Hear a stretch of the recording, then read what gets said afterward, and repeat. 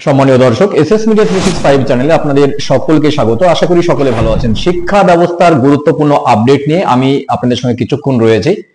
ফিরে আসছে নতুন শিক্ষানীতি, ফিরে আসছে পাস ফেল ব্যবস্থা। গুরুত্বপূর্ণ সিদ্ধান্ত কেন্দ্রের।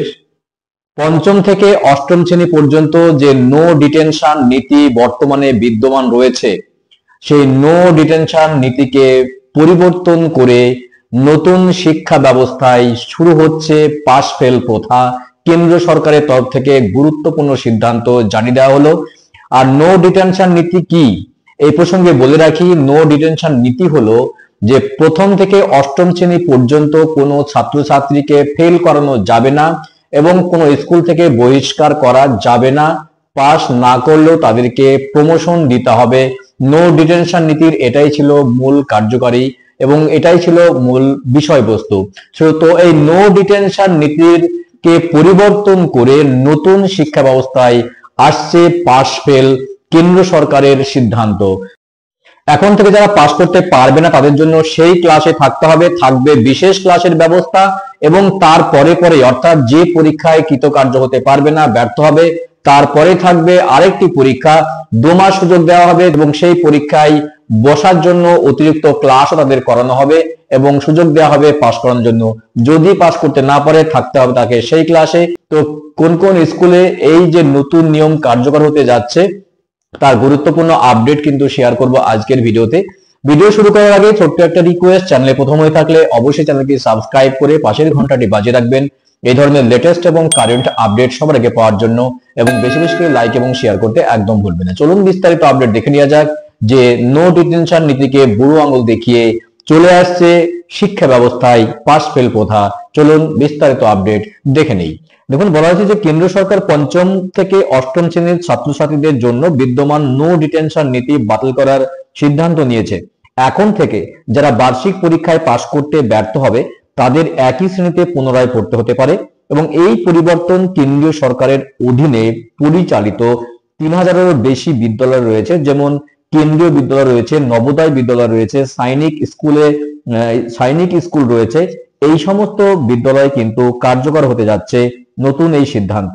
সরকারি বিজ্ঞপ্তি অনুযায়ী 2019 সালের শিক্ষার অধিকার আইন সংশোধনকে প্রত্যাহার করে এই সিদ্ধান্ত নেওয়া হয়েছে। যারা বার্ষিক পরীক্ষায় উত্তীর্ণ হতে ব্যর্থ হবে তাদের পরীক্ষায় পুনরায় অংশগ্রহণের জন্য সুযোগ দেওয়া হবে এবং তা পরীক্ষার 2 মাসের মধ্যে অনুষ্ঠিত হবে। The central government has amended the Right to Education Rules 2010, allowing states of conduct regular examination for students in class 5 and 8 with the option to hold the main back if they fail. Right to Education Act অনুযায়ী যেটা বলা হয়েছে তা হলো কোনো স্টুডেন্টকে ধরে রাখা যাবে না এবং তাদেরকে কিন্তু ফেল করানো যাবে না। এটা ছিল রাইট টু এডুকেশন 2010-এর অ্যানাউন্স বা ঘোষণা। এবার নতুন শিক্ষানীতি অনুসারে বলা হচ্ছে যদি কোনো ছাত্র ফেল করে যায় বা অকৃতকার্য হয় তাহলে তাকে সেই ক্লাসে থাকতে হবে এবং তার জন্য একটা ব্যবস্থা থাকছে, ছোট্ট ব্যবস্থা। সেটা হলো পরীক্ষার 2 মাস পরে আরেকটি পরীক্ষা নেওয়া হবে এবং তার জন্য বিশেষ ক্লাসেরও ব্যবস্থা থাকবে এবং কিভাবে তাকে পাস করানো যায় তার ব্যবস্থা কিন্তু শিক্ষকদের করতে হবে। বাড়তি বোঝা শিক্ষকদের, বাড়তি চাপ ছাত্রছাত্রীদের। নতুন শিক্ষানীতি অনুসারে পাস ফেল প্রথা চালু হয়ে গেল কেন্দ্রের যে সমস্ত 3000 বিদ্যালয় রয়েছে তাদের জন্য। এছাড়া বলা হয়েছে যদি পুনরায় পরীক্ষাতে ছাত্রছাত্রীরা উত্তীর্ণ হতে না পারে তবে তাকে পঞ্চম থেকে অষ্টম শ্রেণীতে পুনরায় ভর্তি হতে হবে।